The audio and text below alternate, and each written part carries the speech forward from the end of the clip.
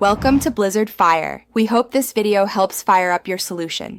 You start by confirming the OBD-ROMAN 2 port and ensuring the battery has at least 12V.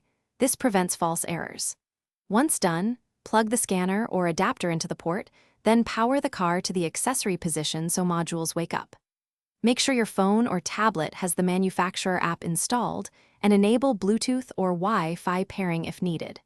You want a stable connection before scanning. If pairing prompts appear, accept them now so the tool can communicate with the ECU. Now run an automatic scan to pull stored, pending, and permanent codes. This reveals immediate and intermittent faults. Once the scan completes, open freeze frame data to see the conditions when a fault occurred, because that helps pinpoint root causes. Then check live sensor readings, RPM, coolant temp, MAF voltage, to compare expected ranges versus actual values.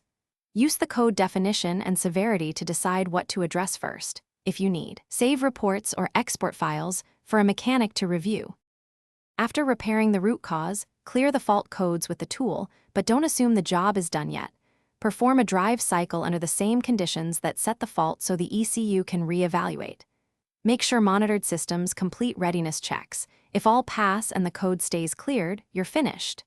If the code returns, rescan to capture new data. One useful troubleshooting tip: check battery voltage and connection integrity first, because low voltage often corrupts scans and triggers false codes. Thanks for watching. If you found this helpful, don't forget to like and subscribe.